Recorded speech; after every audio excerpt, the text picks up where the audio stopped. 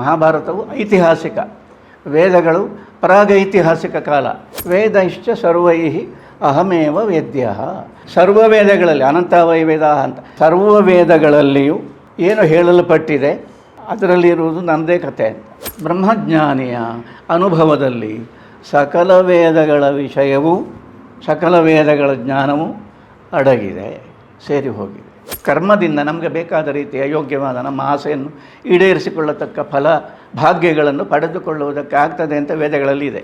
ಮನುಷ್ಯನನ್ನು ಭೋಗಜೀವಿಗಳನ್ನಾಗಿ ಮಾಡುವ ಉದ್ದೇಶ ವೇದಕ್ಕೆ ಇಲ್ಲ. ಮನುಷ್ಯರಿಗೆ ಇದೆ ನಾವು ಭೋಗಜೀವಿಗಳಾಗಬೇಕು ಅಂತ. ಅದನ್ನು ವೇದ ತಪ್ಪು ಅಂತ ಹೇಳುವುದಿಲ್ಲ. ದೇವರನ್ನು ನಂಬಿದವರಿಗೆ, ನಿಜವಾಗಿ ನಂಬಿದರೆ ಸ್ವಪ್ರಜ್ಞೆ ಹೊರಟು ಹೋಗ್ತದೆ. ಎಚ್ಚರ. ಶತ್ರುಗಳು ಬೇರೆ ಯಾರೂ ಇಲ್ಲ, ನಿನಗೆ ನೀನೇ ಶತ್ರು, ನಿನಗೆ ನೀನೇ ಬಂಧು. ಆತ್ಮೈವ ಹಿ ಆತ್ಮನೋ ಬಂಧು, ಆತ್ಮೈವ ರಿಪುರಾತ್ಮನಃ. ಬಹಳ ದೀರ್ಘಕಾಲದ, ಬಹಳ ಆಳವಾಗಿ ಬೇರುಗಳನ್ನು ಬಿಟ್ಟ ಒಂದು ಚಿಂತನಾ ಪರಂಪರೆ ಈ ದೇಶಕ್ಕೆ ಇದೆ. ಇದರಲ್ಲಿ ವಾದವೇ ಇಲ್ಲ. ಪ್ರಾಯ ಅತ್ಯಂತ ಪ್ರಾಚೀನವಾದದ್ದಿರಬೇಕು. ಯಾಕಂದರೆ ಗ್ರೀಸ್ಗಿಂತಲೂ ಪ್ರಾಚೀನ. ಚೈನಾದ್ದು ಹೇಳಲಿಕ್ಕಾಗೋದಿಲ್ಲ. ಅಂತೂ ಬಹಳ ಪ್ರಾಚೀನವಾಗಿರತಕ್ಕ ಒಂದು ಸಂಸ್ಕೃತಿ ನಡೆದುಕೊಂಡು ಬಂದಿದೆ. ಅದರಲ್ಲಿ ಎರಡು ಮಾತಿಲ್ಲ. ಅದರ ಸಾರ ಏನು, ಅದು ಏನು ಎನ್ನುವುದರ ಬಗೆಗೆ ನಾವು ಯೋಚನೆ ಮಾಡಿ ಆ ಸಾರವನ್ನು ಗ್ರಹಿಸಬೇಕಾದದ್ದು ನಮಗೆ ಒಳ್ಳೆಯದು, ನಮ್ಮ ಜವಾಬ್ದಾರಿ ಅದು. ಅದು ಗ್ರಹಿಸದಿದ್ದರೆ ನಾವು ನಿಜವಾಗಿ ನಮ್ಮ ದೇಶದ ಬಗೆಗೆ, ನಮ್ಮ ಸಂಸ್ಕೃತಿಯ ಬಗೆಗೆ ತಿಳ್ಕೊಳ್ಬೇಕಾದ್ದನ್ನು ತಿಳ್ಕೊಳ್ಳದೆ ಹೋಯಿತು ಅಂತ ಆಗ್ತದೆ. ಅದು ಹಾಗಾಗಬಾರ್ದು.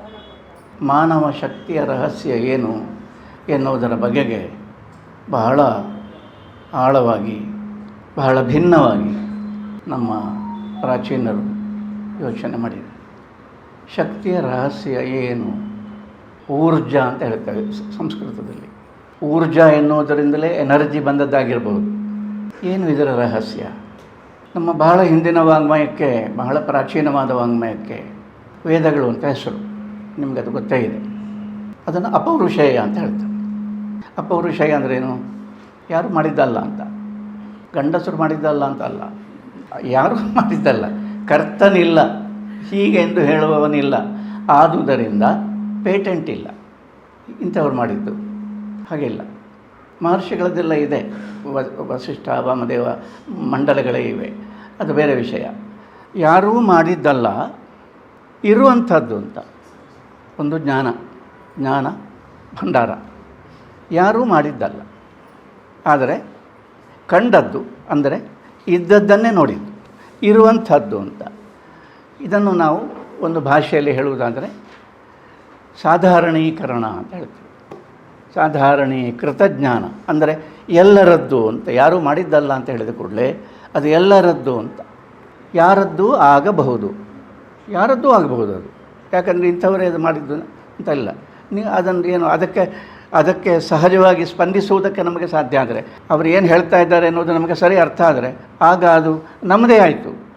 ನಮ್ಮದೇ ಆಗುವಷ್ಟು ಅದು ಸಾಧಾರಣೀಕೃತವಾದದ್ದು. ಯಾರು ಅದನ್ನು ಅಧ್ಯಯನ ಮಾಡ್ತಾರೋ, ಯಾರು ಅದರ ಬಗೆಗೆ ಚಿಂತನೆ ಮಾಡ್ತಾರೋ, ಬಹಳ ಆಳವಾಗಿ ಚಿಂತನೆ ಮಾಡ್ತಾರೋ, ಅದರ ರಹಸ್ಯ ಏನು ಅಂತ ಭೇದಿಸಬೇಕು ಅಂತ ಯೋಚನೆ ಮಾಡ್ತಾರೋ, ಅದು ಅವರದ್ದೇ ಆಗ್ತದೆ, ಎಲ್ಲರದ್ದೂ ಆಗ್ತದೆ ಅದು. ಆದುದರಿಂದ ಅದನ್ನು ಯಾರೂ ಮಾಡಿದ್ದಲ್ಲ ಅಂತ. ಯಾರೂ ಮಾಡಿದ್ದಲ್ಲ ಎನ್ನುವ ಅಪೌರುಷೇಯ ಅಂತ ಹೇಳುವ ಪದದ ಅರ್ಥ ಅದು. ಯಾರದ್ದು ಆಗ್ಬೋದು, ನೀವು ಆಗ್ಬೋದು, ದ್ರಷ್ಟಾರರಾಗ್ಬೋದು.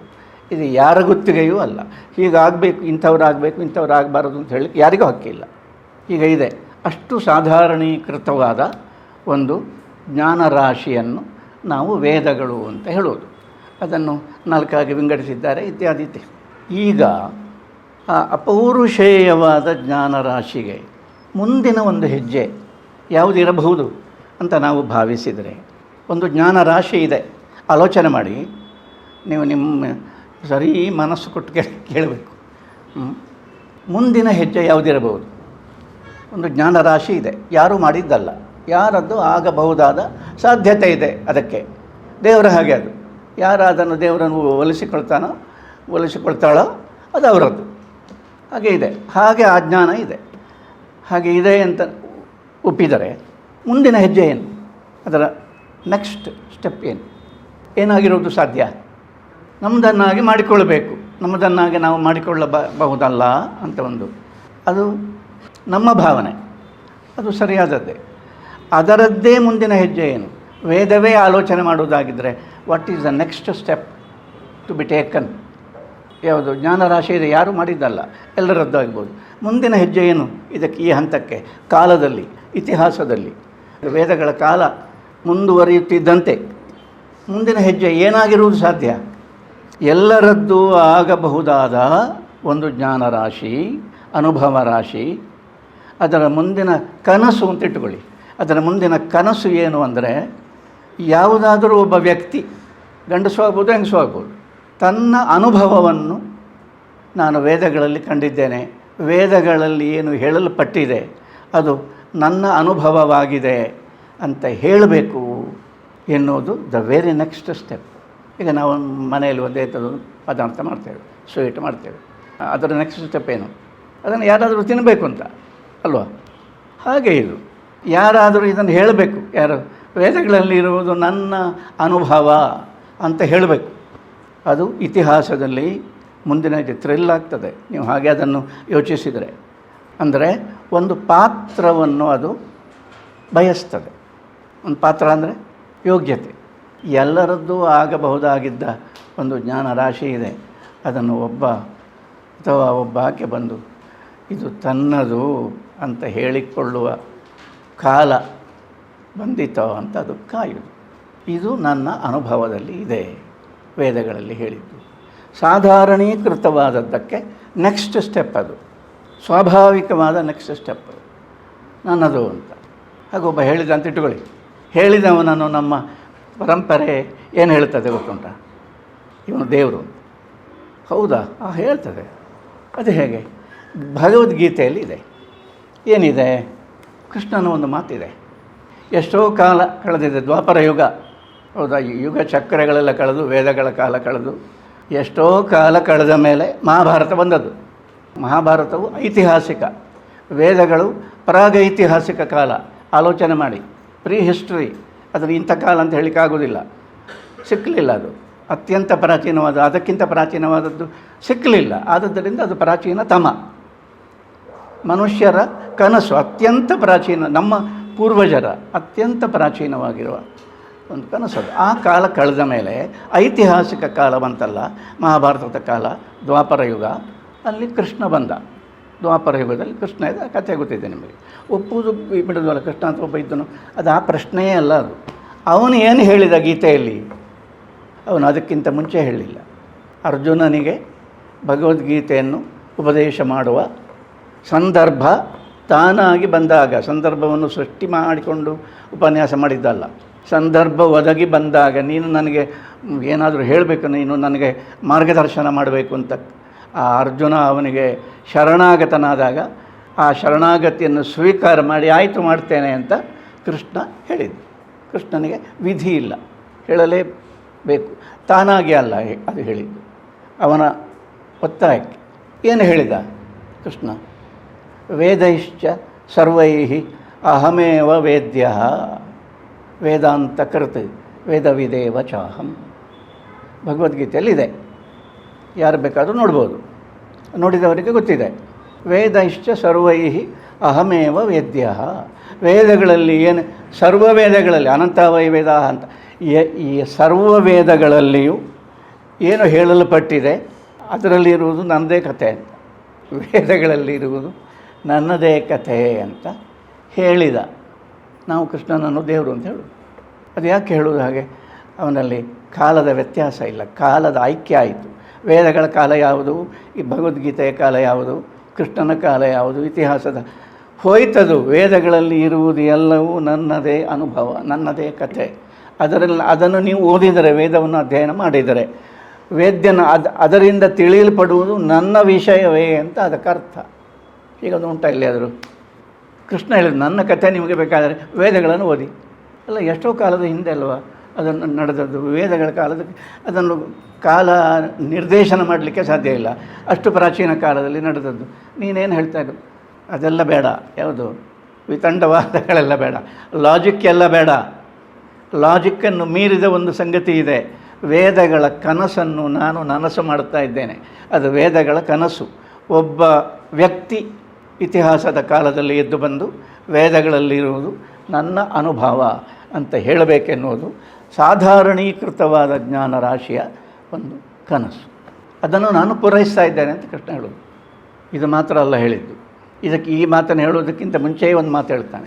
ಏನಂದರೆ, ಯಾವಾನ್ ಅರ್ಥ ಉದಪಾನೆ ಸರ್ವತಃ ಸಂಪ್ಲುತೋದಕೆ ತಾವಾನ್ ಸರ್ವೇಷು ವೇದೇಶು ಬ್ರಾಹ್ಮಣಸ್ಯ ವಿಜಾನತಃ. ಬ್ರಹ್ಮಜ್ಞಾನಿಯ ಅನುಭವದಲ್ಲಿ ಸಕಲ ವೇದಗಳ ವಿಷಯವೂ ಸಕಲ ವೇದಗಳ ಜ್ಞಾನವೂ ಅಡಗಿದೆ, ಸೇರಿ ಹೋಗಿದೆ. ಬ್ರಹ್ಮಜ್ಞಾನಿಯ ಅನುಭವದಲ್ಲಿ ವೇದಗಳ ಪಾಂಡಿತ್ಯ, ವೇದಾಧ್ಯಯನದ ಫಲ ಏನಿದೆ, ಅದರಲ್ಲಿ ಏನೆಲ್ಲ ಇದೆ, ಅದು ಎಲ್ಲವೂ ಕೂಡ ಬ್ರಹ್ಮಜ್ಞಾನಿಯ ಅನುಭವದಲ್ಲಿ ಸೇರಿ ಹೋಗಿದೆ ಅಂತ ಹೇಳಿ ವ್ಯಕ್ತಿಯನ್ನು ಬಯಸ್ತದೆ. ಯಾವುದೋ ಒಂದು ವ್ಯಕ್ತಿಯ ಅನುಭವದಲ್ಲಿ ತಾನು ಪ್ರಕಟಗೊಳ್ಳುವುದನ್ನು ಅವೈಯಕ್ತಿಕವಾದ, ಅಂದರೆ ಇಂಪರ್ಸನಲ್ ಆದ, ಆದುದರಿಂದ ಅಪೌರುಷೇಯ ಎಂದು ಕರೆದುಕೊಳ್ಳಲ್ಪಡುವ ವೇದರಾಶಿ ವ್ಯಕ್ತಿತ್ವವನ್ನು ಬಯಸ್ತದೆ. ಸಾಧಾರಣೀಕೃತವಾದದ್ದಕ್ಕೆ ಶಕ್ತಿ ಇಲ್ಲ. ನಾನು ಹೇಳ್ತಾ ಇರೋದು ಅರ್ಥ ಆಯ್ತಾ? ಅದು ಶಕ್ತ ಆಗಬೇಕಾಗಿದ್ದರೆ ಒಬ್ಬ ಬಂದು ಇದು ನನ್ನ ಅನುಭವ ಅಂತ ಹೇಳಬೇಕು. ಶಕ್ತಿ ಎನ್ನುವುದು ಯಾವಾಗಲೂ ಕೂಡ ಚಲನೆಯನ್ನು ಸಂಕೇತಿಸ್ತದೆ. ಸುಮ್ಮನೆ ಇದೆ ಅದು ಒಂದು ಜ್ಞಾನರಾಶಿ, ಬೇಕಾದರೂ ತಗೊಳ್ಳಿ, ಬೇಡದಿದ್ದರೆ ಬಿಡಿ. ಅದು ಬೇಕು ಅಂತಲೂ ಹೇಳುವುದಿಲ್ಲ, ಬೇಡ ಅಂತಲೂ ಹೇಳುವುದಿಲ್ಲ, ಅದು ಬರೀ ಇದೆ ಮಾತ್ರ. ಆಗ ಅದು ನಿಶ್ಚಲವಾಗಿದೆ. ಯಾವಾಗ ಒಬ್ಬ ಬಂದು ಅದನ್ನು ಹೇಳ್ತಾನೆ, ಆವಾಗ ಅಲ್ಲಿ ಶಕ್ತಿಯ ಸ್ಫುರಣ ಅಥವಾ ಅದು ಪ್ರಕಟ ಆಯಿತು. ಹಾಗೆ ಹೇಳಬೇಕಾಗಿದ್ದರೆ ಅವನು ಹಿಸ್ಟಾರಿಕಲ್ ಆದ ಮನುಷ್ಯ, ಕಾಲದೇಶಗಳ ಬದ್ಧನಾದ ಮನುಷ್ಯ, ಒಂದು ಸಮಾಜಕ್ಕೆ ಸೇರಿದ ಮನುಷ್ಯ, ತನ್ನ ಅನುಭವ ಹೀಗೆ ಅಂತ ಹೇಳ್ತಾನೆ, ಗಟ್ಟಿಯಾಗಿ ಹೇಳ್ತಾನೆ, ಇದು ಹೀಗೆ ಅಂತ ಹೇಳ್ತಾನೆ, ಎಲ್ಲರೂ ಕೇಳುವಂತೆ ಹೇಳ್ತಾನೆ. ಇದು ಎನರ್ಜಿ. ಅದನ್ನು ಕಾಯ್ತಾ ಇತ್ತು ಯಾವಾಗಲೂ. ಕಾಲ ಅಂತ ಹೇಳಿದರೆ, ಕಾಲವನ್ನು ನಾವು ಅರ್ಥ ಮಾಡಿಕೊಳ್ಬೇಕಾಗಿದ್ದರೆ ಕಾಲ ಏನು ಮಾಡುತ್ತೆ, ಕಾಯ್ತಾ ಇರ್ತದೆ. ಕಾಯುವುದು ನಮಗೆ ಗೊತ್ತಾಗೋದಿಲ್ಲ. ಅದು ಯಾರೋ ಬಂದು ಪ್ರಕಟ ಆಗುವಾಗ ಇಷ್ಟು ಕಾಲ ಕಾದುಕೊಂಡಿತ್ತು ಅಂತ ಅದು ಆಮೇಲೆ ಗೊತ್ತಾಗೋದು. ಅದಕ್ಕಿಂತ ಮುಂಚೆ ಅದು ಗೊತ್ತಾಗೋದಿಲ್ಲ. ಪ್ಯಾಸಿವ್ ಆಗಿದ್ದ ಹಾಗೆ ಇದೆ ಅದು. ಆದರೆ ಒಬ್ಬ ಬಂದ, ಹೀಗೆ ಹೇಳಿದ. ಯಾವ ಕಾರಣಕ್ಕೆ ಒಬ್ಬ ಬಂದು ಹೀಗೆ ಇದು ನನ್ನ ಅನುಭವ ಅಂತ ಹೇಳಬೇಕು ಅಂತ ಬಯಸ್ತದೆ? ಅದು ವೇದಗಳಲ್ಲಿರುವುದು ನನ್ನದೇ ಅನುಭವ ಅಂತ ಹೇಳಿದ ಕೃಷ್ಣ ಭಗವದ್ಗೀತೆಯಲ್ಲಿ ವೇದವನ್ನು ಬಾಯಿ ತುಂಬ ಟೀಕೆ ಮಾಡಿದ್ದಾನೆ. ಅದು ವೇದದ ಉದ್ದೇಶ. ಎನರ್ಜಿ ಹೇಗೆ ಪ್ರಕಟ ಆಗ್ತದೆ ಅಂತ ಹಿಂದಿನವರು ಯೋಚನೆ ಮಾಡಿದರು ಅಂತ, ಶಕ್ತಿ ಹೇಗೆ ಮನುಷ್ಯರಲ್ಲಿ ಪ್ರಕಟ ಆಗ್ತದೆ ಎನ್ನುವುದನ್ನು ತಪ್ಪು ಅರ್ಥ ಮಾಡಿದ್ದಾರೆ. ವೇದಗಳಿಗೆ ತಪ್ಪು ಅರ್ಥ ಮಾಡಿದ್ದಾರೆ. ಕರ್ಮಕಾಂಡ ಪ್ರಧಾನವಾಗಿ ಅರ್ಥ ಮಾಡಿದ್ದಾರೆ, ಯಜ್ಞಯಾಗ ಪ್ರಧಾನವಾಗಿ ಅರ್ಥ ಮಾಡಿದ್ದಾರೆ. ಸ್ವರ್ಗದ ಭೋಗದ ಆಕಾಂಕ್ಷೆಯನ್ನು ಮನುಷ್ಯರ ಮನಸ್ಸಿನಲ್ಲಿ ಬಿತ್ತಿ ಬೆಳೆಸುವುದೇ ವೇದಗಳ ಉದ್ದೇಶ ಎನ್ನುವ ರೀತಿಯಲ್ಲಿ ಪ್ರತಿಪಾದನೆ ಮಾಡಿದ್ದಾರೆ. ಇದು ವೇದದ ಉದ್ದೇಶ ಅಲ್ಲದಿದ್ದರೆ ವೇದ ಏನು ಮಾಡಬೇಕು? ಅದು ಒಬ್ಬ ಬರಬೇಕು ಐತಿಹಾಸಿಕ ಕಾಲದಲ್ಲಿ. ಯಾಕಂದರೆ ಈ ತಪ್ಪು ಅರ್ಥಗಳೆಲ್ಲ ನಡೆದದ್ದು ಐತಿಹಾಸಿಕ ಕಾಲದಲ್ಲಿ. ಅದು ಒಬ್ಬ ಒಂದು ಹೇಳಿದ ಕರ್ಮಕಾಂಡ, ಅದು ಅಲ್ಲ ಅಂತ ಹೇಳುವುದಿಲ್ಲ. ಅದು ಯಾವುದು? ಇದು ಬಹಳ ಆಶ್ಚರ್ಯಗಳು ಏನಂತ ಕೇಳಿದರೆ, ಕರ್ಮಕಾಂಡದಲ್ಲಿ ಬೇಕಾದ್ದನ್ನು ಎಲ್ಲ ನಮಗೆ ಪಡೆದುಕೊಳ್ಳಲಿಕ್ಕೆ ಆಗ್ತದೆ ಅಂತ ಹೇಳ್ತದೆ. ಕರ್ಮದಿಂದ ನಮಗೆ ಬೇಕಾದ ರೀತಿಯ ಯೋಗ್ಯವಾದ ನಮ್ಮ ಆಸೆಯನ್ನು ಈಡೇರಿಸಿಕೊಳ್ಳತಕ್ಕ ಫಲ ಭಾಗ್ಯಗಳನ್ನು ಪಡೆದುಕೊಳ್ಳುವುದಕ್ಕೆ ಆಗ್ತದೆ ಅಂತ ವೇದಗಳಲ್ಲಿ ಇದೆ. ಸ್ವರ್ಗ ಕಾಮೋ ಯಜೇತ ಅಂತ ಇದೆ. ಸ್ವರ್ಗ ಬೇಕಾ? ಈ ಯಜ್ಞ ಮಾಡಿ ಅಂತ. ಯಜ್ಞ ಮಾಡಿದರೆ ಮತ್ತೊಬ್ಬರನ್ನ ಯಜ್ಞ ಮಾಡಿ ಅಂತಲ್ಲ, ಯಜ್ಞ ಮಾಡಿ ಅಗ್ನಿಗೆ ಅದೆಲ್ಲ ಅದೊಂದು ಬೇರೆ ಒಂದು ವಿಜ್ಞಾನ. ಅದಿರಲಿ. ಇದನ್ನು ಅದು ಅಲ್ಲ ತೆಗೆಯುವುದಿಲ್ಲ. ಅದು ಹೇಳದೇ ಇರಲಿಲ್ಲ, ಹೇಳಿತ್ತು ಅದು. ಅದರ ವೇದದ ಉದ್ದೇಶ ಬೇರೆ ಇತ್ತು. ಸಾಧಾರಣೀಕೃತವಾದ ಜ್ಞಾನರಾಶಿಯಲ್ಲಿ ಎಲ್ಲವೂ ಇದೆ. ನಿಮಗೆ ಯಾವುದು ಬೇಕು ಅದು ಎಲ್ಲವೂ ಇದೆ. ಹಾಗೆ ಇದ್ದರೆ ಮಾತ್ರ ಅದನ್ನು ಸಾಧಾರಣೀಕೃತ ಅಂತ ಹೇಳುವುದು. ನಮಗೆ ಯಾವುದು ಬೇಕು ಅದೆಲ್ಲವೂ ಇದೆ. ಹಾಗಾದರೆ ಒಳ್ಳೆಯದಾಯ್ತಲ್ಲ. ಅದಕ್ಕೆ ಏನು ಬೇಕು ಅಂತ ನಾವು ಕೇಳಿದರೆ ಯಾವುದು? ವೇದಕ್ಕೆ ನಿಜವಾಗಿ ಬೇಕಾದದ್ದೇನು? ನಮಗೆ ಬೇಕಾದ್ದನ್ನೆಲ್ಲ ಅದೆಲ್ಲ ಹೌದು, ಅದೆಲ್ಲ ಇರಲಿ. ವೇದದ ಉದ್ದೇಶ ಏನು? ವೇದದ ರಹಸ್ಯ ಏನು? ವೇದಕ್ಕೆ ಬೇಕಾದುದೇನು ಅಂತ ಕೇಳಿದರೆ ಮಾತ್ರ ಈ ಪ್ರಶ್ನೆ ಹುಟ್ಟುವುದು. ವೇದಕ್ಕೆ ಬೇಕಾದ್ದು ಮನುಷ್ಯನನ್ನು ಭೋಗಜೀವಿಗಳನ್ನಾಗಿ ಮಾಡುವ ಉದ್ದೇಶ ವೇದಕ್ಕೆ ಇಲ್ಲ. ಮನುಷ್ಯರಿಗೆ ಇದೆ, ನಾವು ಭೋಗಜೀವಿಗಳಾಗಬೇಕು ಅಂತ. ಅದನ್ನು ವೇದ ತಪ್ಪು ಅಂತ ಹೇಳುವುದಿಲ್ಲ. ಇದು ಇರುವುದು ಏನು, ನಿಮಗೆ ಏನು ಬೇಕೋ ಅದು. ಲೋಕ ನೋಡಿದರೆ ಗೊತ್ತಾಗೋದಿಲ್ವ ಯಾರ ಮಾತು ಕೇಳ್ತಾರೆ. ಪ್ರಕೃತಿಗೆ ಬೇಕಾದದ್ದೇನು ಹಾಗಾದರೆ? ನಿಜವಾಗಿ ಅದಕ್ಕೆ ಬೇಕಾದ್ದೇನು? ನಾವು ಪ್ರಕೃತಿಯ ಭಾಗ. ಪ್ರಕೃತಿಗೆ ಬೇಕಾದ್ದೇನು? ತನ್ನನ್ನು ಮೀರುವ ಒಬ್ಬ ಬೇಕು ಅಂತ. ಪ್ರಕೃತಿಯ ಆಚೆಗೆ ಸತ್ಯವನ್ನು ನೋಡಬಲ್ಲವ. ಪ್ರಕೃತಿಯ ಒಳಗಿನ ಸತ್ಯವನ್ನು ಮಾತ್ರ ಅಲ್ಲ, ಪ್ರಕೃತಿಯ ಆಚೆಗೆ ಒಂದು ಸತ್ಯ ಇದೆ. ಅತ್ಯತಿಷ್ಠ ದಶಾಂಗುಲಂ, ಅದರ ಆಚೆಗೆ ಒಂದು ಸತ್ಯ ಇದೆ. ಅದನ್ನು ತಿಳಿಯಬಲ್ಲವ. ನನ್ನ ಒಡಲಿನಿಂದಲೇ, ಈ ಪ್ರಕೃತಿಯ ಒಡಲಿನಿಂದಲೇ ಒಬ್ಬ ಬರಬೇಕು ಎನ್ನುವುದು ಪ್ರಕೃತಿಯ ಆಕಾಂಕ್ಷೆಯಾಗಿರುವ ಸಾಧ್ಯತೆ ಇದೆ. ಅದಾಗಿರಬಹುದು. ಇವನು ಹೀಗೆ, ಇವನು ಇಷ್ಟೇ ಅಂತ ಅದೊಂದು ತೀರ್ಮಾನ ಮಾಡಿದರೆ ತಪ್ಪೇನೂ ಇಲ್ಲ. ಇವನು ನನ್ನನ್ನು ಮೀರಿಸಬಲ್ಲ ಎನ್ನುವ ಒಂದು ಯೋಚನೆ ನನಗೆ ಇತ್ತು, ಅದಾಗಲಿಲ್ಲ. ಇವನು ಹೀಗೆ ನನ್ನ ಬಲೆಯೊಳಗೆ ಇದ್ದಾನೆ, ಸುತ್ತಾಡ್ತಾ ಇದ್ದಾನೆ ಅಂತ ಪ್ರಕೃತಿ ಭಾವಿಸಿದರೆ, ನಿಟ್ಟುಸಿರು ಬಿಟ್ಟರೆ ಏನೂ ಆಶ್ಚರ್ಯ ಇಲ್ಲ. ಹಾಗೆ ವೇದಗಳ ಉದ್ದೇಶ ಏನು ಅಂದರೆ ಇದೆಲ್ಲ ಇದೆ. ಕೃಷ್ಣ ಏನು ಹೇಳಿದ? ಇದು ಹೇಳಿದ. ಏನು ಎಷ್ಟು ಕಟುವಾಗಿ ಹೇಳಿದ ಅಂದರೆ ತ್ರೈಗುಣ್ಯ ವಿಷಯ ವೇದಾಹ. ವೇದಗಳಲ್ಲಿ ಅಂತ ಇರುವುದು ಎಷ್ಟು ಧೈರ್ಯ. ಅದು ತನ್ನ ಅನುಭವದಲ್ಲಿ ವೇದವನ್ನು ಕಂಡುಕೊಂಡವನಿಗೆ ತಪ್ಪು ಅರ್ಥವನ್ನು ಮಾಡಿದವರನ್ನು ಜರೆಯುವುದು ಹಕ್ಕು. ಇದು ಭಾಳ ತಪ್ಪು. ಇದು ನೀವು ಮಾಡ್ತಾ ಇರೋದು ತ್ರೈಗುಣ್ಯ ವಿಷಯ ವೇದಾಹ. ವೇದಗಳನ್ನು ನೀವು ಹೇಗೆ ಅರ್ಥ ಮಾಡಿದ್ದೀರಿ ಅಂತ ಹೇಳಿದರೆ ಅದರಲ್ಲಿರುವುದು ತ್ರಿಗುಣಾತ್ಮಕವಾದ ಪ್ರಕೃತಿಯ ಒಳಗಡೆ ನಮ್ಮ ಮನಸ್ಸಿನ ಲಹರಿಗಳು ಹೇಗೆ ಹೋಗ್ತದೆ ಅದನ್ನೆಲ್ಲ ಈಡೇರಿಸಿಕೊಳ್ಳುವುದಕ್ಕೆ ಇರತಕ್ಕ ಒಂದು ಶಾಸ್ತ್ರ ಅಂತ ನಾವು ವೇದವನ್ನು ನೋಡಿದರೆ ನೀವು ನಿಜವಾಗಿ ವೇದವನ್ನು ನೋಡುವುದೇ ಇಲ್ಲ. ಅದಕ್ಕಿಂತ ನೀವು ವೇದವನ್ನು ನೋಡದಿರುವುದೇ ಒಳ್ಳೆಯದು. ನಿಸ್ತ್ರೈಗುಣ್ಯೋ ಭವ. ಏನು ಮಾತು? ವೇದ ನಿಂದೆಯನ್ನು ಮಾಡಿದ್ದು ಕೃಷ್ಣನಿಂದ ತಪ್ಪು ತಿಳ್ಕೊಳ್ಬೇಡಿ. ಕೃಷ್ಣನಿಂದ ಪ್ರಾರಂಭ ಆಗಿದೆ, ವಾಚಾಳಿ ಅಲ್ಲ. ಕೃಷ್ಣ ಭಾರಿ ವಾಚಾಳಿ, ಅಂದರೆ ಬೇಕಾದಾಗ ಮಾತ್ರ, ಯಾವಾಗಲೂ ಅಲ್ಲ. ವೇದ ನಿಂದೆಯನ್ನು ಮಾಡಿದ ಎರಡನೇ ಅವತಾರ ಬುದ್ಧ, ಮೊದಲನೇ ಅವತಾರ ಕೃಷ್ಣ. ಅದು ಗೀತೆಯಲ್ಲಿಯೇ ಇದೆ. ನಿಸ್ತ್ರೈಗುಣ್ಯೋ ಭವ, ಪ್ರಕೃತಿಯ ನಂಟನ್ನು ಕಳಚಿಕೋ ಅಂತ ಎನ್ನುವುದು ಆ ಮಾತಿನ ಅರ್ಥ. ಯಾಕೆಂದರೆ ಪ್ರಕೃತಿ ಎನ್ನುವುದು ತ್ರಿಗುಣಾತ್ಮಕವಾದದ್ದು. ಪ್ರಕೃತಿಯ ನಂಟನ್ನು ಕಳಚಿಕೊಂಡರೆ ಮಾತ್ರ ವೇದದ ನಿಜವಾದ ಅರ್ಥ ಆಗುತ್ತೆ, ಇಲ್ಲಂದರೆ ಅರ್ಥ ಆಗೋದಿಲ್ಲ.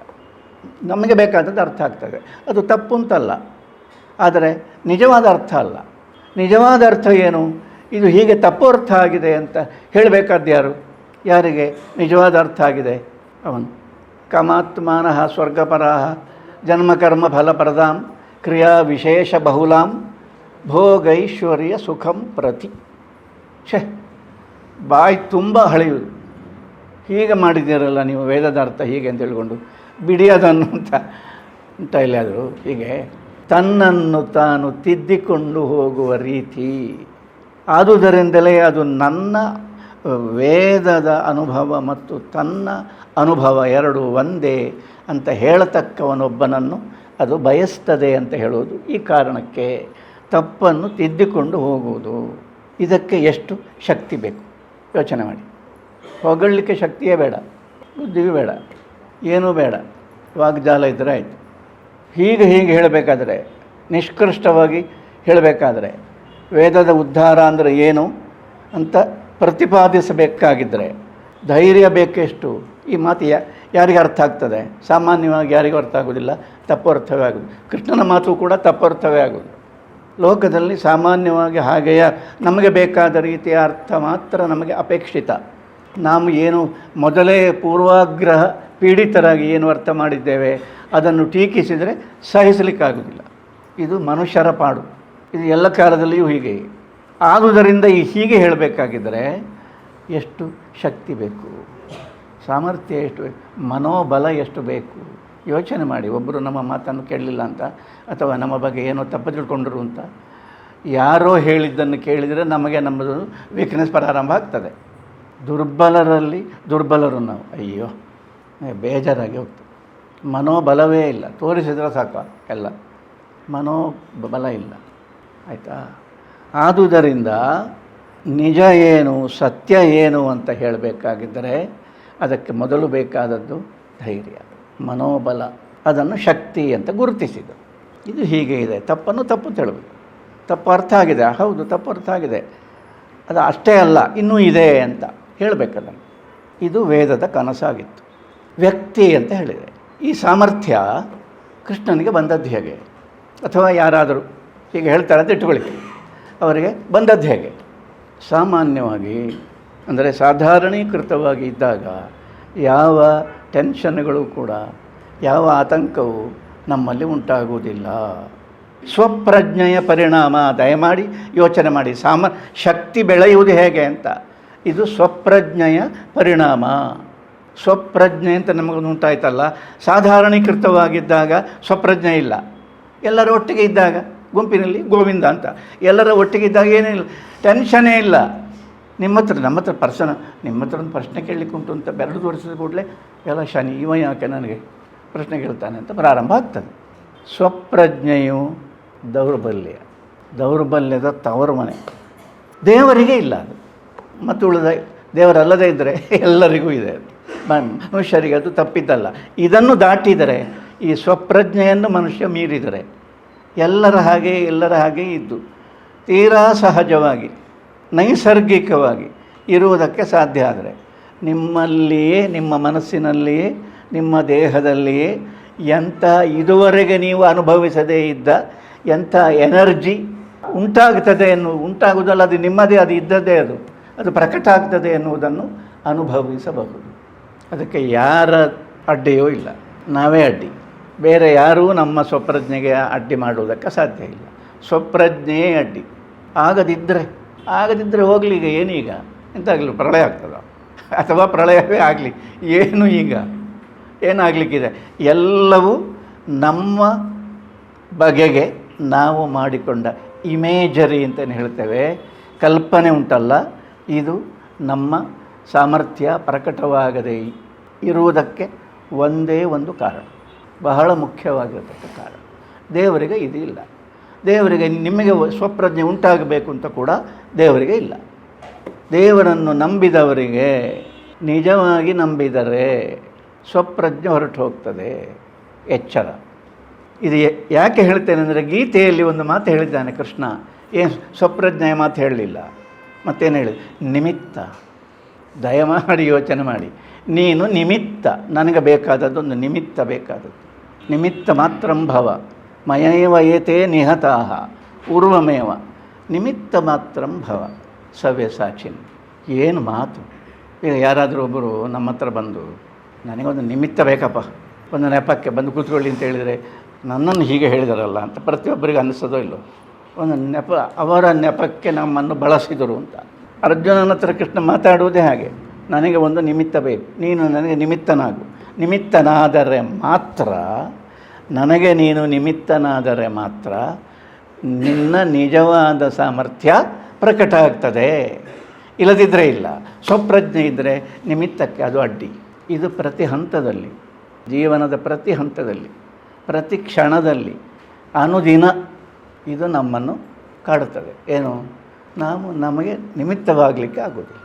ಯಾರೋ ನಮ್ಮನ್ನು ನಿಮಿತ್ತವಾಗಿ ಬಳಸಿದರು ಎನ್ನುವುದು ಬಹಳ ದೊಡ್ಡ ದುಃಖದಾಯಕವಾದ ಒಂದು ಸಂಗತಿ, ಬಹಳ ಕ್ರಾಂತಿಕಾರಕವಾದ ಸಂಗತಿ. ಅಂದರೆ ಅದನ್ನು ನಾವು ವಿರೋಧಿಸಲೇಬೇಕು ಅಂತ. ನಿಮಿತ್ತಕ್ಕೆ ಎಂಥದೂ ಇಲ್ಲ, ಏನೂ ಇಲ್ಲ. ಅಂದರೆ ಅದಕ್ಕೆ ಏನಾದರೆ ಅದು ನಿಮಿತ್ತ. ಗೆದ್ರೇನು ಸೋತ್ರೇನು? ಅರ್ಜುನನಿಗೆ ಕುರುಕ್ಷೇತ್ರದಲ್ಲಿ ಯುದ್ಧರಂಗದಲ್ಲಿ ಹೇಳಿದ್ದು, ನೀನು ನಿಮಿತ್ತ ಅಂತ. ಅಂದರೆ ನಿನಗೆ ಗೆದ್ದರೆ ಏನು, ಸೋತ್ರೆ ಏನು, ಸತ್ತರೆ ಏನು, ಏನಿಲ್ಲ. ಹಾಗೆ ಇದ್ದಾಗಲೇ ಸಾಮರ್ಥ್ಯ ಪೂರ್ಣ ಪ್ರಕಟ ಆಗೋದು. ಇದು ಏನು ಆಶ್ಚರ್ಯ ಅಂತ. ನಾನು ಅಂತ ಇದ್ದಾಗ ಪ್ರಕಟ ಆಗೋದೇ ಇಲ್ಲ. ಇದಕ್ಕೋಸ್ಕರವೇ ಕೃಷ್ಣ ಭಗವದ್ಗೀತೆಯಲ್ಲಿ ಮತ್ತೊಂದು ಮಾತು ಹೇಳಿದ. ಏನಂದರೆ, ನನಗೆ ಶತ್ರುಗಳು ಬೇರೆ ಯಾರೂ ಇಲ್ಲ, ನಿನಗೆ ನೀನೇ ಶತ್ರು, ನಿನಗೆ ನೀನೇ ಬಂಧು. ಆತ್ಮೈವ ಹಿ ಆತ್ಮನೋ ಬಂಧು, ಆತ್ಮೈವ ರಿಪುರಾತ್ಮನಃ. ನಿನಗೆ ನೀನೇ ಶತ್ರು, ಮತ್ತೊಬ್ಬ ಇಲ್ಲ. ಅಲ್ಲಿ ಏನು ಕುರುಕ್ಷೇತ್ರದಲ್ಲಿ ಅದೆಲ್ಲ ವ್ಯಾವಹಾರಿಕವಾದ ವಿಷಯ. ನಿಜವಾದ ಮನಸ್ಸಿನ ವಿಷಯ ಏನು ಅಂತ ಕೇಳಿ, ನಿನಗೆ ನೀನೇ ಅಡ್ಡಿ, ಬೇರೆ ಯಾರೂ ಅಡ್ಡಿ ಇಲ್ಲ. ನಿನ್ನ ಅಡ್ಡಿಯನ್ನು ನೀನೇ ತೆಗೆಯಬಲ್ಲೆ, ಅರ್ಥ ಆದರೆ. ಇಲ್ಲದಿದ್ದರೆ ಸಾಧ್ಯ ಇಲ್ಲ. ಹಾಗಾಗಿ ನಮ್ಮ ಒಳಗಿರತಕ್ಕ ನಮ್ಮ ಸಾಮರ್ಥ್ಯ ಪ್ರಕಟ ಆಗುವುದು, ನಮ್ಮದೇ ಸಾಮರ್ಥ್ಯ, ಯಾರು ಕೊಟ್ಟದ್ದಲ್ಲ, ಯಾರು ತಗೊಳ್ಳಿಕ್ಕೂ ಸಾಧ್ಯ ಇಲ್ಲ. ನಾವೇ ನಮ್ಮ ಸಾಮರ್ಥ್ಯವನ್ನು ಅದುಮಿ ಇಟ್ಟಿದ್ದೇವೆ, ಪ್ರಕಟ ಆಗೋದಿಲ್ಲ. ಮತ್ತು ಹೇಗಾಗೋದು ಅಂದರೆ, ಅವರಿಗೆ ಒಂದು ಲೋಕಕ್ಕೆ ಸರಿಯಾಗಿ ಬದುಕಬೇಕಲ್ಲ. ನನಗೆ ಭಾಳ ಜನ ಹೇಳ್ತಾಯಿದ್ರು. ಈಗ ಸ್ವಲ್ಪ ನಾನು ಹೇಳುವುದು ಹೆಚ್ಚಾದದ್ರಿಂದ ನನಗೆ ಹೇಳುವುದು ಕಮ್ಮಿ ಆಗಿದೆ. ಏನಪ್ಪ ಅಂದರೆ ಏನಂದರೆ ಒಂದು 10 ಜನರ ಹಾಗೆ ಇರಲಿಕ್ಕೆ ನಿನಗೆ ಏನು ಸಂಕಟ ಅಂತ. ನನ್ನ ಚಿಕ್ಕಂದಿನಿಂದ ಕೇಳ್ತಾ ಬೆಳೆದದ್ದು ನಾನು. ಮೊನ್ನೆ ಒಬ್ಬರು ಯಾರೋ ಹೇಳಿದರು, ಆ 10 ಜನ ನನಗೆ ಇಷ್ಟವರೆಗೆ ಯಾರೂ ಸಿಕ್ಕಲಿಲ್ಲ ಅಂತ. 10 ಜನರಿಗೆ ಸರಿಯಾಗುವ ಹಾಗೆ ಇದ್ದರೆ ನಿನಗೆ ಏನಾಗ್ತದೆ ಅಂತ. ಆತ್ಮಘಾತಕವಾಗಿರತಕ್ಕ ಸಂಗತಿ. ನಮಗೆ ಬೇರೆ ಯಾರೂ ಘಾತಕರಿಲ್ಲ, ನಾವೇ ಮಾಡಿಕೊಳ್ಳುವುದು ನಮ್ಮ ಸಾಮರ್ಥ್ಯ. ಇದರ ಬಗೆಗೆ ಉಪನಿಷತ್ತುಗಳಲ್ಲಿ, ಭಗವದ್ಗೀತೆಯಲ್ಲಿ, ಅಂದರೆ ವೇದಾಂತ ಗ್ರಂಥಗಳಲ್ಲಿ ಈ ಸೈಕಲಾಜಿಕಲ್ ಆದ ಒಂದು ಏನು ಹೇಳೋದು ಫ್ಯಾಕಲ್ಟಿ, ಒಂದು ಫ್ಯಾಕ್ಟರ್ ಇದ್ದೇ ಇದೆ. ತತ್ವಶಾಸ್ತ್ರಕ್ಕೂ ಮನೋವಿಜ್ಞಾನಕ್ಕೂ ಬಹಳ ಹತ್ತಿರ. ಮನೋವಿಜ್ಞಾನದ ಮತ್ತು ತತ್ವಶಾಸ್ತ್ರವನ್ನು ಎರಡನ್ನು ಒಟ್ಟಿಗೆ ಇಟ್ಟುಕೊಂಡು ನೀವು ಅಧ್ಯಯನ ಮಾಡಿ ಪರಸ್ಪರ ಅದನ್ನು ನೋಡುವುದಕ್ಕೆ ನಮಗೆ ಸಾಧ್ಯ ಆದರೆ ನಮಗೆ ಹೊಳೆಯತಕ್ಕ ಸಂಗತಿಗಳೇ ಬೇರೆ. ನಮ್ಮಲ್ಲಿ ಅದು ಆಗಬೇಕು. ಅದಾಗದಿದ್ದರೆ ಬರೀ ವೇದಾಂತದ ಪರಿಭಾಷೆ ಬಳಸಿದರೆ ನಮಗೆ ಅರ್ಥ ಆಯಿತು ಅಂತೇನಿಲ್ಲ, ಪರಿಭಾಷೆ ಗೊತ್ತಾಯಿತು ಅಂತ ಅಷ್ಟೇ. ಅಧ್ಯಾಸ ಅಂತ ಹೇಳಿದರೆ ಹೀಗೆ ಎಲ್ಲ ಇದೆ, ಅದು ಗೊತ್ತಾಗಬೇಕು. ಉಪನಿಷತ್ತಿನಲ್ಲಿ ಹೇಗಿದೆ, ಶಕ್ತಿ ಪ್ರಕಟ ಆದರೆ ನುಡಿಕಟ್ಟು ಬದಲಾಗ್ತದೆ, ಸ್ವಪ್ರಜ್ಞೆ ಹೋದರೆ ನುಡಿಕಟ್ಟು ಬದಲಾಗ್ತದೆ. ಸ್ವಪ್ರಜ್ಞೆ ಇದ್ದಾಗ ನುಡಿಕಟ್ಟು ದುರ್ಬಲವಾಗಿರ್ತದೆ, ಬಲವೇ ಇಲ್ಲ ಅದಕ್ಕೆ. ಸ್ವಪ್ರಜ್ಞೆಯನ್ನು ಮೀರಿ ನಾವು ಮಾತಾಡಿದರೆ ಅದು ಮಂತ್ರ ಸದೃಶವಾಗ್ತದೆ, ನುಡಿಕಟ್ಟಾಗ್ತದೆ. ಒಂದು ಕಥೆ ನೀವೆಲ್ಲ ಗೊತ್ತಿರುವಂಥದ್ದೇ. ವಾಜಶ್ರವಸ ಅಂತ ಒಬ್ಬ, ಅದು ಕಥೆ ನಿಮಗೆ ಗೊತ್ತೇ ಇದೆ, ಕಾಟಕೋಪನಿಷತ್ತು. ವಾಜಶ್ರವಸ ಅಂತ ಅವನು ಒಳ್ಳೆಯವನು, ಋಷಿ. ಯಾಗವನ್ನು ಮಾಡುವುದಕ್ಕೆ ಹೊರಟ, ಸಂಕಲ್ಪಿಸಿದ. ಆ ಯಾಗದ ಕಲಾಪ ಏನು ಅಂತ ಕೇಳಿದರೆ ತನ್ನದ್ದಾಗಿ ಯಾವುದು ಸೊತ್ತು ಇರಬಾರ್ದು, ಅದೆಲ್ಲವನ್ನೂ ಕೂಡ ದಾನ ಮಾಡಬೇಕು. ತನ್ನದ್ದು ಅಂತ ಇದ್ದದ್ದನ್ನು, ತನ್ನದಾಗಿ ಇದ್ದದ್ದನ್ನು ತನ್ನದಾಗಿ ಇಲ್ಲದಂತೆ ಅದನ್ನು ಮತ್ತೊಬ್ಬರಿಗೆ ದಾನ ಮಾಡಬೇಕು. ಆ ಕಾಲದಲ್ಲಿ ಇದ್ದದ್ದು ಯಾವುದು, ಹಸುಗಳು, ಇದೆಲ್ಲ ಇತ್ತು. ಅವನು ಅದೆಲ್ಲವನ್ನು ದಾನ ಮಾಡ್ತಾ ಇದ್ದ. ಎಲ್ಲರೂ ಬಂದಿದ್ದಾರೆ, ದೊಡ್ಡ ಚಪ್ಪರ ಹಾಕಿದ್ದಾರೆ, ಭಾಳ ಜನ ಇದ್ದಾರೆ, ಎಲ್ಲ ಯಜ್ಞ ಆಗ್ತಾ ಇದೆ, ದಾನ ಮಾಡ್ತಾ ಇದ್ದಾನೆ. ದಾನ ಮಾಡುವಾಗ ದಾನದ ನೀತಿ ಏನು ಅಂತ ಕೇಳಿದರೆ, ನಾವು ದಾನ ಕೊಟ್ಟದ್ರಿಂದ ನಮಗೆ ಅನುಕೂಲ ಆಗಬಾರ್ದು. ದಾನ ಕೊಟ್ಟದ್ದು ನಮ್ಮ ಭಾರವನ್ನು ಇಳಿಸಿಕೊಳ್ಳಲಿಕ್ಕೆ ಅಲ್ಲ, ಮತ್ತೊಬ್ಬರಿಗೆ ಅದರಿಂದ ಪೂರ್ತಿಯಾಗಿ ಪ್ರಯೋಜನವಾಗಬೇಕು. ಹೊರತು ನಮ್ಮ ಭಾರವೊಂದು ಕಮ್ಮಿ ಆಯಿತು ಅಂತ ಹೇಳಿ ಅದನ್ನು ಮಾಡುವುದಲ್ಲ. ಕೋರ್ಟಿನಲ್ಲಿರುವ, ವ್ಯಾಜ್ಯದಲ್ಲಿರುವ ಭೂಮಿಯನ್ನು ದಾನ ಮಾಡಿದರೆ ಅದನ್ನು ಭೂದಾನ ಅಂತ ಯಾರೂ ಹೇಳುವುದಿಲ್ಲ. ಏನು ನಮ್ಮ ಸಂಕಟ ಒಂದು ಕಮ್ಮಿ ಆಯಿತು ಅಂದರೆ ಅದಕ್ಕೆ ಅರ್ಥವೇ ಇಲ್ಲ. ಹಾಗೇ ಆಯಿತು. ಉಪನಿಷತ್ತಿನ ಕಾಲದಲ್ಲಿ ವಾಜಶ್ರವಸ ದಾನ ಮಾಡ್ತಾ ಇದ್ದಾಗ, ಹಸುಗಳನ್ನು ದಾನ ಮಾಡ್ತಾ ಇದ್ದಾಗ ಒಳ್ಳೆಯದನ್ನು ಕೂಡ ಕೊಟ್ಟಿದ್ದಾನೆ, ಒಳ್ಳೆಯ ಹಾಲು ಕೊಡುವ ದನಗಳನ್ನು ಕೊಟ್ಟಿದ್ದಾನೆ. ಹಾಗೆಯೇ ಹಾಲು ಕೊಡದ, ಮುದಿಯಾದ, ಸಾಕುವುದು ಭಾರವಾಗಿರುವ ಹಸುಗಳನ್ನು ಕೂಡ ಅವನು ದಾನ ಕೊಟ್ಟ. ಇದು ವ್ಯುತ್ಕ್ರಮ, ಇದು ಮಾಡಬಾರ್ದು. ಅಲ್ಲಿ ಎಲ್ಲರೂ ಇದ್ದರು, ದೊಡ್ಡ ದೊಡ್ಡ ಮೇಧಾವಿಗಳೆಲ್ಲ ಇದ್ದರು, ಯಾರೂ ಮಾತಾಡಲಿಲ್ಲ. ಎಲ್ಲರಿಗೂ ಗೊತ್ತಿತ್ತು ಇದು ತಪ್ಪು ಅಂತ, ಇದು ಮಾಡಬಾರದು ಅಂತ, ಇದು ಅಶಾಸ್ತ್ರೀಯ ಅಂತ, ಇದರಿಂದ ದಾನದ ಫಲವೇ ಹೋಗ್ತದೆ ಅಂತ. ಗೊತ್ತಿಲ್ಲದವರು ಯಾರೂ ಇಲ್ಲ, ಎಲ್ಲರಿಗೂ ಗೊತ್ತಿತ್ತು. ಯಾರೂ ಹೇಳಲಿಲ್ಲವಲ್ಲ, ಯಾರೂ ಹೇಳಲಿಲ್ಲ. ನಮ್ಮಲ್ಲಿ ನಿಜವಾಗಿ ಎಂತ ಆಗ್ತಾ ಗೊತ್ತುಂಟ, ಯಥಾರ್ಥ ಭಾಷಣ ಭೀತಚೇತನರು ಅಂತ ಕುಮಾರವ್ಯಾಸ ಹೇಳುವುದು. ದ್ರೌಪದಿಯ ವಸ್ತ್ರವನ್ನು ಸೆಳೆಯುತ್ತಾ ಇದ್ದಾರೆ ಆಸ್ಥಾನದಲ್ಲಿ, ಎಲ್ಲರ ಮುಂದೆ ಎಲ್ಲರೂ ಮೇಧಾವಿಗಳು ನೋಡ್ತಾ ಇದ್ದಾರೆ, ಅವರಿಗೆ ಮಣ್ಣು ಹಾಕಲಿ. ಒಬ್ಬ ಮನುಷ್ಯ ಹೇಳಲಿಲ್ಲಲ್ಲ ಇದು ತಪ್ಪು ಅಂತ. ಮಹಾಭಾರತದ ಕಾಲದಲ್ಲಿ ಏನು ಹೇಳಬೇಕು? ಕೇಳಿದ್ದಾಳೆ ಪರ್ಟಿಕ್ಯುಲರ್ ಆಗಿ, ಹೀಗೆ ಮಾಡ್ತಾ ಇದ್ದಾನೆ, ಇದು ಸರಿಯೇ, ಹೇಳಿ ಅವನಿಗೆ ಬುದ್ಧಿ ಅಂತ ಕರೆದು ಹೆಸರು ಹಿಡಿದು ಕರೆದು ದ್ರೌಪದಿ ಕೇಳಿದ್ದಾಳೆ. ಭೀಷ್ಮನ ಹತ್ರ ಕೇಳಿದ್ದಾನೆ, ದ್ರೋಣನ ಕೇಳದೇ ಇದ್ದವರು ಯಾರೂ ಇಲ್ಲ. ಯಾರ ಹತ್ರ ಕೇಳಿದರೂ ಒಂದೇ. ವಿದುರ ಒಬ್ಬ ಹೇಳಿದ ಇದು ತಪ್ಪು, ಇದು ಮಾಡಬಾರದು. ಉಳಿದವರು ಯಾರೂ ಹೇಳಲಿಲ್ಲ. ಯಾಕೆ ಹೇಳಲಿಲ್ಲ ಅಂದರೆ ಗೊತ್ತಿಲ್ಲದ ಅಜ್ಞಾನಿಗಳಲ್ಲ, ಗೊತ್ತಿಲ್ಲದೆ ಇದ್ದವರಲ್ಲ, ಅಜ್ಞಾನಿಗಳಾದರೂ ವಾಸಿ, ಧೂರ್ತರಿವರು. ಇದೇನು ಅಂತ ಕೇಳಿದರೆ ಯಥಾರ್ಥ ಭಾಷಣ ಭೀತಚೇತನರು. ಬರೆದಿಟ್ಟುಕೊಳ್ಳಿ. ಸಾಮಾಜಿಕವಾಗಿ 100ಕ್ಕೆ 90 ಮಂದಿ ಇರುವುದು ಹೀಗೆ. ಸತ್ಯ ಗೊತ್ತಿಲ್ಲದೆ ಅಲ್ಲ, ಸತ್ಯ ಹೇಳುವುದಕ್ಕೆ ಹೆದರಿಕೆ. ನಮಗೆ ಯಾಕೆ? ಇದು ಸ್ವಪ್ರಜ್ಞೆಯ ಪರಿಣಾಮ. ನಮಗೆ ಯಾಕೆ ನೋಡಿಕೊಳ್ಳೋರಿಲ್ಲೋ ಅಲ್ಲ. ಹೇಗೆ ಇದು ಅನ್ಯಾಯ ಅಲ್ಲ? ಅನ್ಯಾಯ ಹೌದು ಮಾರರೆ, ಎಂತ ಮಾಡೋದು ಅಂತ ಅದಕ್ಕೊಂದು ರಾಗ ಹೇಳೋದು ಗೊತ್ತಾಯ್ತಲ್ಲ. ಇದು ನಾನಾ ರೀತಿಯಲ್ಲಿ ಆತ್ಮವಂಚನೆ ಮಾಡಿಕೊಳ್ಳೋದ್ರಲ್ಲಿ ನಾವು ಮಹಾಭಾರತ ಕಾಲದಿಂದ ಅದು ಪ್ರಾರಂಭ ಆಗಿದೆ, ಉಪನಿಷತ್ತು ಕಾಲದಿಂದ ಪ್ರಾರಂಭ ಆಗಿದೆ. ಒಳ್ಳೆಯದು ಇದೆ, ಕೆಟ್ಟದ್ದು ಇದೆ, ಒಟ್ಟಿಗೆ ಇದೆ. ಅದು ನೋಡಿದರೆ ಗೊತ್ತಾಗ್ತದೆ. ಹಾಗೆ ವಾಜಶ್ರವಸ ಮಾಡ್ತಾ ಇದ್ದ. ಯಾರೂ ಕೂಡ ಅದನ್ನು ತಪ್ಪು ಅಂತ ಹೇಳಲಿಲ್ಲ. ತೆಕ್ಕೊಳ್ತಾ ಇದ್ದರು, ದಾನ ಕೊಡುವಾಗ ತೆಕ್ಕೊಳ್ತಾ ಇದ್ದರು. ಏನು ಹೇಳಬೇಕು ಇದಕ್ಕೆ? ನಚಿಕೇತ ಎದ್ದು ಬಂದ ಮಗ ವಾಜಶ್ರವಸನ.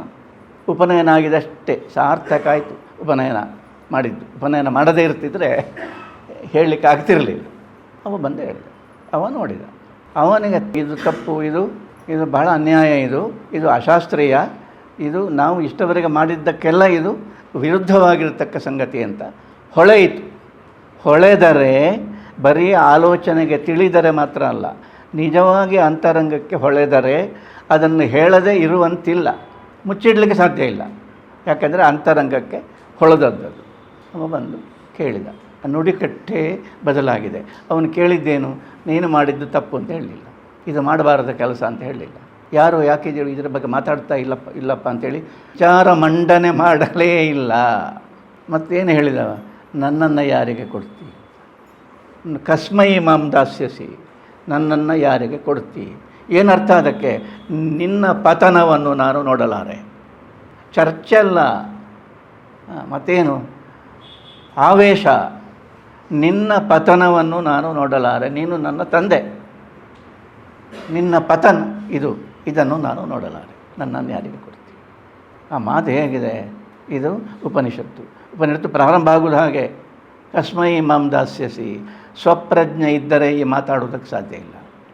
ನಿಮಿತ್ತವಾದಾಗ ಮಾತ್ರ ಸಾಧ್ಯ. ನಮ್ಮ ತಂದೆಯನ್ನು ನಾನು ಹೇಗಾದರೂ ಉಳಿಸಲೇಬೇಕು, ವಾದದಿಂದ ಅಲ್ಲ, ಮತ್ತೊಂದರಿಂದಲ್ಲ. ಅವನ ತಪ್ಪು ಅವನಿಗೆ ಅರ್ಥ ಆಗುವ ಹಾಗೆ ಮಾಡಿಯೂ ಅಲ್ಲ, ಏನೋ ಪ್ರಯತ್ನದಿಂದ, ಏನೋ ಶಾಸ್ತ್ರಾರ್ಥ ವಾಕ್ಯಾರ್ಥಗಳಿಂದ ಅವನ ತಪ್ಪು ಅವನಿಗೆ ಅರ್ಥ ಆಗುವ ಹಾಗೆ ಮಾಡಿಯೂ ಅಲ್ಲ. ಮತ್ತು ಏನು, ನನಗೆ ಇದನ್ನು ನೋಡಲಿಕ್ಕೆ ಸಾಧ್ಯ ಇಲ್ಲ ಎನ್ನುವುದು ಪ್ರಕಟವಾದಾಗ ಮಾತ್ರ ನನ್ನನ್ನು ಯಾರಿಗೆ ಕೊಡ್ತೀನಿ? ಇದು ಯಥಾರ್ಥ ಭಾಷಣ. ಇದು ಮಾತಾಡಬೇಕಾದ್ರೆ ಸ್ವಪ್ರಜ್ಞೆ ಇದ್ದರೆ ನಮಗೆ ಯಾಕೆ ಬೇಕು? ಸ್ವಪ್ರಜ್ಞೆದು ಫಲ ಏನು? ನಮ್ಮ ಸಾಮರ್ಥ್ಯ ಪ್ರಕಟ ಆದರೆ ನಮ್ಮಲ್ಲಿಯೇ ಆಗತಕ್ಕ ವ್ಯಕ್ತಿತ್ವದ ಬದಲಾವಣೆ ದಯಮಾಡಿ ಯೋಚನೆ ಮಾಡಿ. ಪ್ರಕಟವಾಗದೆ ಒಳಗಿಂದ ಕೊರಗಿಕೊಂಡು ಆಮೇಲೆ ಮತ್ತೊಂದು ಹೇಳೋದು ಡಿಪ್ರೆಷನ್ನು, ಸಪ್ರೆಷನ್, ಎಂಥದ್ದು ಒಂದು ಹೇಳೋದು ಆಪರೇಷನ್ ಅಲ್ಲ. ನಮಗೆ ಯಾಕೆ ಅಲ್ಲಿ ಮತ್ತು ನಮಗೆ ಅದನ್ನೇ ಕೃಷ್ಣ ಹೇಳಿದ್ದು, ನನಗೆ ನಾನೇ ಶತ್ರು, ನಿನಗೆ ನೀನೇ ಶತ್ರು, ನಿನಗೆ ನೀನೇ ಬಂಧು. ಯಾಕೆ ಒದ್ದಾಡ್ತಿ ಮಾರಾಯ? ಯಾಕೆ ಒದ್ದಾಡ್ತಿ ಹೀಗೆ? ಸತ್ಯ ಇದ್ದದನ್ನು ಹೇಳು, ತಪ್ಪಾದರೆ ತಪ್ಪು ಹೇಳಿ ಅದನ್ನು. ನುಡಿಕಟ್ಟು ಬದಲಾಗ್ತದೆ. ಆವೇಶದಲ್ಲಿ ಇದು ಉಪನಿಷತ್ತಿನವರಿಗೆ ಅರ್ಥ ಆಗಿದೆ. ಜೀವನವನ್ನು ಬಹಳ ಸೂಕ್ಷ್ಮವಾಗಿ, ಬಹಳ ಮೇಲ್ನೋಟದಿಂದ ಅಲ್ಲ, ಬಹಳ ಒಳನೋಟದಿಂದ ನೋಡಿದ್ದರಿಂದ ರಹಸ್ಯಗಳು, ಶಕ್ತಿಯ ರಹಸ್ಯ, ಎನರ್ಜಿಯ ರಹಸ್ಯ ಏನಿದೆ, ಎಲ್ಲಿದೆ, ಅದು ಹೇಗೆ ಪ್ರಕಟ ಆಗುವುದು ಎನ್ನುವುದು ಅವರಿಗೆ ಅರ್ಥ ಆಗಿದೆ. ಅದನ್ನು ಅವರು ನಮಗೆ ತಿಳಿಸಿಕೊಟ್ಟಿದ್ದಾರೆ. ಈಗ ವೈಯಕ್ತಿಕ ವಿಷಯ ಒಬ್ಬರ ಹತ್ರ ಹೇಳಿದೆವು ಅಂತ ಇಟ್ಟುಕೊಳ್ಳಿ. ಎಲ್ಲರೀಗ ಇಲ್ಲಿ ಮಂದಿ ಇದ್ದೇವೆ ನಾವು, ಏನಾದರೂ ಬರುತ್ತೊಂದು ವೈಯಕ್ತಿಕ ವಿಷಯ ಮಾತಾಡಿತು, ಆ ವಿಷಯ ಎತ್ತಿ ಹೇಳಿತು ಅಂತ ಇದ್ದ ಕೂಡಲೇ ಅಷ್ಟವರೆಗೆ ಸೌಮ್ಯದಲ್ಲಿದ್ದವರು, ಸರಿಯಾಗಿ ಒಳ್ಳೆಯ ಪ್ರೇಕ್ಷಕರಂತೆ ಇದ್ದವರು, ನೋಡಿ ವ್ಯಕ್ತಿ ವಿಷಯ ಮಾತಾಡಬೇಡಿ, ಪರ್ಸನಲ್, ಅದು ಪ್ರೈವೇಟ್, ಪರ್ಸನಲ್ ವಿಷಯ ಅಲ್ಲ, ಪರ್ಸನಲ್ ವಿಷಯ ಮಾತಾಡುವ ಬಿಡೋಡು. ಈಗ ನಿಮಗೆ ಗೊತ್ತಾಯಿತು. ನಾವು ಈಗ ಮಾತಾಡುವಾಗ ಇಷ್ಟವರೆಗೆ ನೀವು ಬಹಳ ಸೌಮ್ಯದಲ್ಲಿದ್ದರಲ್ಲ, ಈಗ ಇದ್ದಕ್ಕಿದ್ದಾಗೆ ವೀರರಸ ಬಂತಲ್ಲ. ಏನು ಕಾರಣ? ಅದು ಆ ವೈಯಕ್ತಿಕ ವಿಷಯವನ್ನು ಮುಟ್ಟಿದ್ದು, ಎಲ್ಲರ ಮುಂದೆ ಮುಟ್ಟಿದರೆ, ಒಂದು ಕರೆದಾದರೂ ಹೇಳಬಾರ್ದಾ? ಅದು ಸಹ ಇಲ್ಲ, ಎಲ್ಲರ ಮುಂದೆ ಮುಟ್ಟಿದರು. ಆಗ ಶುರುವಾಯಿತು. ಎಂತಾಯಿತು? ಸ್ವಪ್ರಜ್ಞೆ ಹೋಯಿತು. ಅಷ್ಟರವರೆಗೆ ಇತ್ತು. ಎಷ್ಟು ಆಶ್ಚರ್ಯ! ಪ್ರತಿಯೊಬ್ಬರಲ್ಲಿ ಇದೆ. ಮತ್ತು ಏನೆಲ್ಲ ಮಾಡ್ಯಾರು ಅಂತ ಹೇಳಲಿಕ್ಕೆ ಸಾಧ್ಯ ಇಲ್ಲ. ಎಂಥದ್ದು ಗಲಾಟೆಯೂ ಆಗ್ತದೆ, ಏನಾಗ್ತದೆ, ಇರಾಟ ಎಂದರೆ ಅದನ್ನು ನಾವು ಮತ್ತೊಂದು ಪದದಲ್ಲಿ ಹೇಳ್ತೇವೆ, ಒಂದು ಸೀನ್ ಕ್ರಿಯೇಟ್ ಆಯಿತು ಅಂತ. ಅಷ್ಟರವರೆಗೆ ಒಂದು ಸೀನ್ ಕ್ರಿಯೇಟ್ ಆಗಿರಲಿಲ್ಲ, ಕಣ್ಣಿಗೆ ಕಂಡರೂ ಕೂಡ ಅದು ಸೀನ್ ಅಲ್ಲ. ಮತ್ತೇನೆಂದರೆ ಅದು ಆ ಒಂದು ಜೋರಾಯ್ತಲ್ಲ, ಆವಾಗ ಸೀನ್ ಕ್ರಿಯೇಟ್ ಆಯಿತು. ಅದೇನು? Energy, nothing but boosting. 4 ಹಂತಗಳಿವೆ. ಇಂದ್ರಿಯಗಳು ಮನಸ್ಸಿಗಿಂತ ಹೆಚ್ಚಾಗಿ ಬುದ್ಧಿಯ ಅಂಶ ಇದೆ. ಬುದ್ಧಿಯಿಂದ ಅದನ್ನು ಬಳಸಬೇಕು. ಬುದ್ಧಿ ಇರುವುದು ಯಾಕೆ ಅಂದರೆ ಒಂದು ತೀರ್ಮಾನಕ್ಕೆ ಬರಲಿಕ್ಕೆ, ಮನಸ್ಸಿನ ಒಟ್ಟಿಗೆ ಇರಲಿಕ್ಕಲ್ಲ. ಮನಸ್ಸು ಯಾವುದನ್ನೆಲ್ಲ ಕಲ್ಪಿಸ್ತದೆ ಅದನ್ನು ಪ್ರೋತ್ಸಾಹಿಸಲಿಕ್ಕಲ್ಲ, ಅದರ ಒಟ್ಟಿಗೆ ಇರೋದಕ್ಕಲ್ಲ. ಮತ್ತು ತೀರ್ಮಾನ ಮಾಡಲಿಕ್ಕೆ ಮನಸ್ಸಿನ ಆಚೆಗಿದೆ, ಅದು ಮನಸ್ಸಿನ ಒಳಗಾಗಬಾರದು. ಆ ಬುದ್ಧಿಯ ತೀರ್ಮಾನ ಬಂದು ನಿಂತರೆ ಆವೇಶವೂ ಕೂಡ ಮನಸ್ಸಿನ ಗುಣ, ಬುದ್ಧಿದ್ದಲ್ಲ. ಆದ್ದರಿಂದ ಬುದ್ಧಿಯ ಹಂತದಲ್ಲಿ ಯೋಚನೆ ಮಾಡಿದರೆ ಮಾತ್ರ ಬದಲಾದ ವ್ಯಕ್ತಿತ್ವ ಉಂಟಾಗುವುದು ಸಾಧ್ಯ. ಬದಲಾದ ವ್ಯಕ್ತಿ ಅಂತ ಹೇಳಿದರೆ, ಒಂದು ರೀತಿಯಲ್ಲಿ ಹೇಳುವುದಾದರೆ ಬದಲಾದ ವ್ಯಕ್ತಿ ಅಂದರೆ ಯಾರು? ದೇವರೇ ಅಂದರೆ ಅವನು ಎಲ್ಲಿದ್ದಾನೆ? ನಮ್ಮಲ್ಲಿಯೇ ಇದ್ದಾನೆ, ಬೇರೆ ಎಲ್ಲಿಯೂ ಇಲ್ಲ. ಬೇರೆ ಎಲ್ಲಿಯೂ ಇಲ್ಲ. ಇಲ್ಲ ಅಂದರೆ ಬೇರೆ ಎಲ್ಲಿ ಇದ್ದರೂ ನಮಗೆ ಬೇಕಾಗಿಲ್ಲ. ನಮ್ಮಲ್ಲಿದ್ದದ್ದು ನಮಗೆ ಗೊತ್ತಾದರೆ ಸಾಕು. ನಮ್ಮಲ್ಲಿದ್ದದ್ದು ನಮಗೆ ಗೊತ್ತಾಗದಿದ್ದರೆ ಬೇರೆ ಎಲ್ಲಿ ಇದ್ದು ನಮಗೆ ಗೊತ್ತಾಗಲಿಕ್ಕೆ ಸಾಧ್ಯ ಇಲ್ಲ. ವಿಚಿತ್ರ ಇದೆ ಅದು. ಆದ್ದರಿಂದ ನಮ್ಮಲ್ಲಿ ಇರತಕ್ಕ ಈ ಚಿದಂಶ, ಭೌತಿಕ ಅಂಶ ಮಾತ್ರ ಅಲ್ಲ, ಚಿದಂಶ, ಅದನ್ನು ಬುದ್ಧಿ ಅಂತ ಹೇಳೋದು. ಧೈರ್ಯ ಎನ್ನುವ ಪದ ಬಂದದೆಲ್ಲಿಂದ? ಬುದ್ಧಿಯಿಂದಲ್ವ? ಧೀ ಅಲ್ವಾ? ಧೈರ್ಯ, ಧಿಯಾ ರಮಂತೆ. ಧೈರ್ಯ ಅಂದರೆ ಅದು ಧೈರ್ಯವೇ ಶಕ್ತಿಯ ಮೂಲ. ಧೈರ್ಯಕ್ಕೆ ಅಡ್ಡಿಯಾದದ್ದು ಸ್ವಪ್ರಜ್ಞೆ. ಸ್ವಪ್ರಜ್ಞೆ ಅಂತ ಹೇಳಬೇಕಾಗಾದ್ರೆ ನನಗೆ ಇದನ್ನು ಎಷ್ಟೋ ಸರ್ತಿ ಯೋಚನೆ ಮಾಡ್ತಾ ಎಂಥ ಆಶ್ಚರ್ಯಪ್ಪ ಇದು. ನಮಗೆ ನಾವೇ ಘಾತುಕರು ಆಗೋದು ಅಂದರೆ ಮತ್ತು ಇನ್ನು ಎಂತ ಹೇಳೋದು, ಯಾರಿಗೆ ಹೇಳೋದು ಅಂತ ಆಗ್ತದೆ. ಇದು ಪ್ರತಿಯೊಬ್ಬರ ಸ್ಥಿತಿ. ಯೋಚನೆ ಮಾಡಿ.